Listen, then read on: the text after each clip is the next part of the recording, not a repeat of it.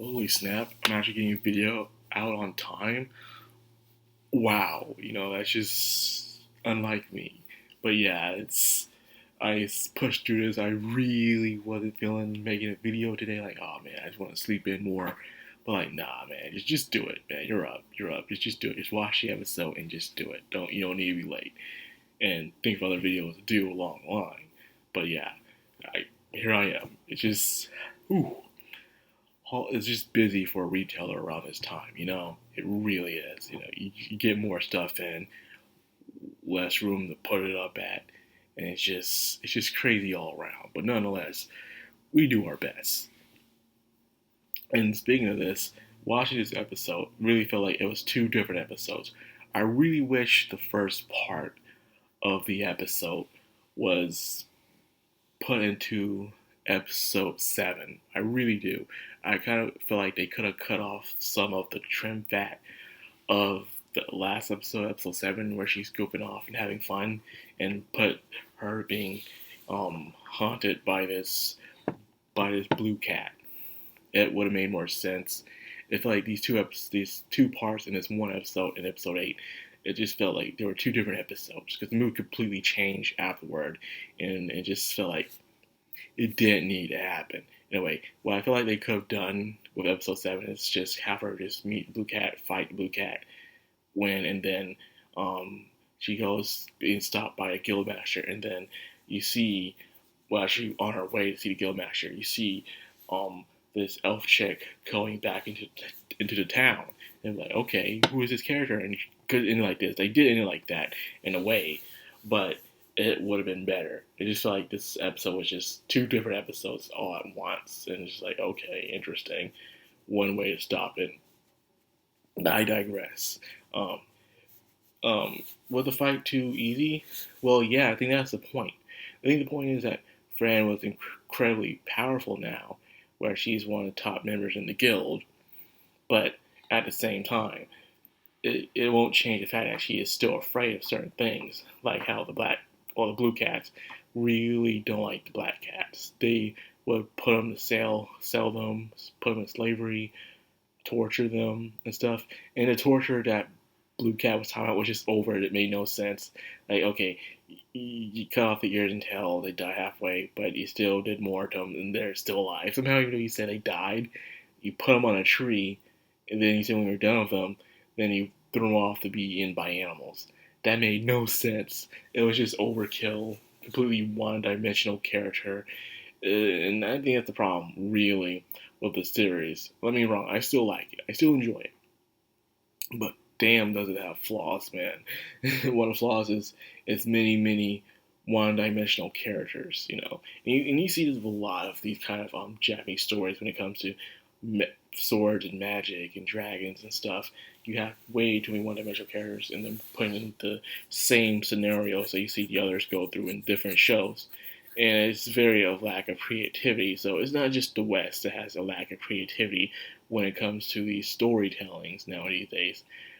The East has it too, and this is one of the good examples of it. But it can still be entertaining nonetheless. The term is on the execution.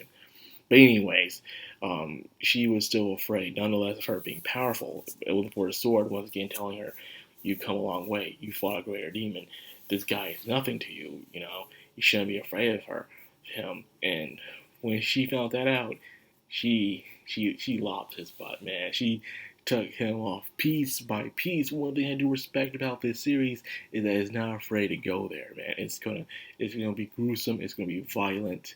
It's gonna do what it can to just to gore you out, man. And I love that, man. Just chopping this dude's arms off, his legs off, killing him off piece by piece.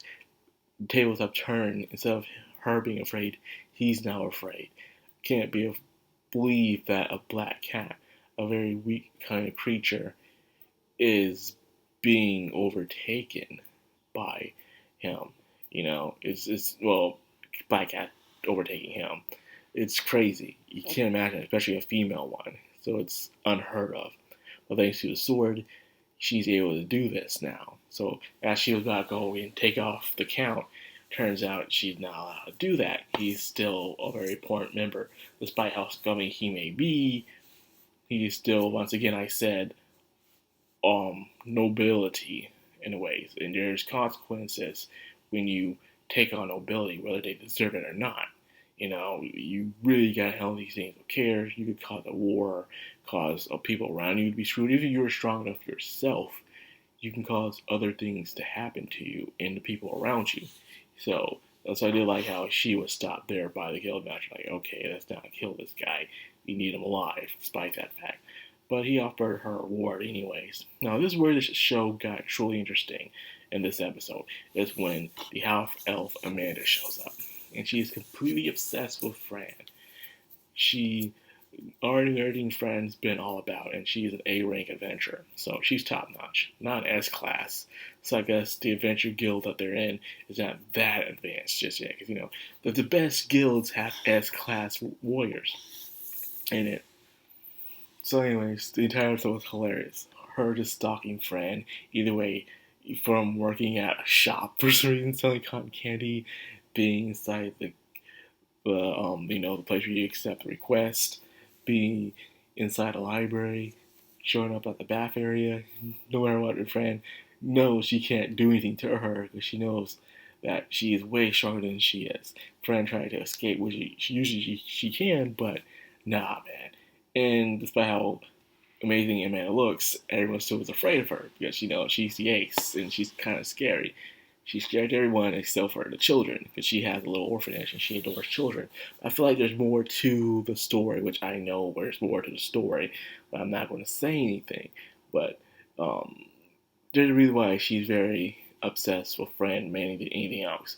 Not because Fran's a child and she loves children, but also something else, which is interesting. So Fran now gets this job offer by the guildmaster, and she keeps seeing the guildmaster constantly. It's like, I'm starting to see you a lot lately. I'm starting to see you a lot lately. Like, now you're not in trouble, Fran. It's just that Fran causes trouble. That's all it is. And there's a problem which I've kind of like they talked about, and that problem was that the guildmaster leveled her up too fast when it comes to her rank within the guild. Despite what she did, he should have been more careful ranking her up because it could cause suspicion and rumors and stuff like that. Despite what she may do is true, it's still not good to rank someone up that fast. They still need the experience, no matter how strong they are. They still need the experience and wisdom to handle other further tasks in the future. Say you're very good, gifted, and talented, but you boost that one's ego too much. You give them what they want too fast. They are worthy of it sooner or later, but not just yet, despite how good they may be. So one day they go off full of confidence, ego like nothing can happen, and they're put into a very difficult situation, but they're underestimating that said situation. Something could happen to them. Despite them having the potential of being in that situation, they still weren't ready because they have the experience to do so. So now they could be gravely injured or worse, dead and stuff. So therefore, you kind of feel regret. So now he's sending her off to investigate another dungeon this time to prove her that she's worthy of her rank. Which I'm glad they went on that, not just giving them the ranks because, they're very powerful, It takes more than just power for you to have a good rank. Well, who am I kidding? Sometimes you can be inexperienced to have a higher rank, even in this place. As you can see, buy your rank or have connections with people to get your rank now, unfortunately. But it puts a lot of people in a position that they're not ready to be in, unfortunately. It's crazy. But anyways, a man overheard this. Was like, oh no, I'm coming with you, This is too dangerous. But even to the point where they are on their way to this dungeon, it seems like they skipped some scenes where she's fighting Amanda and is not losing. I'm guessing this is a scene where Amanda's testing Fran whether she's worthy of going inside the dungeon herself. Testing her, saying like, yeah, I heard you're strong, but it takes more than that. And as I said before, the story's not doing a very good job of really guiding Fran. They're just put in some situations where they come out top because of, the author's writing and nothing more, nothing less.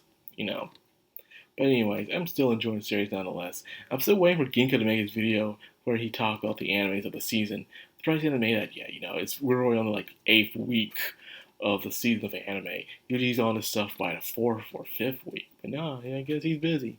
You know, oh well, someone out there has to do it. Demolition D doesn't do it anymore, and that sucks. Man.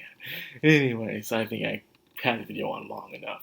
Well, with that being said, I hope you guys enjoyed this video. If you did like Couch Grind, of course, hit that bell icon.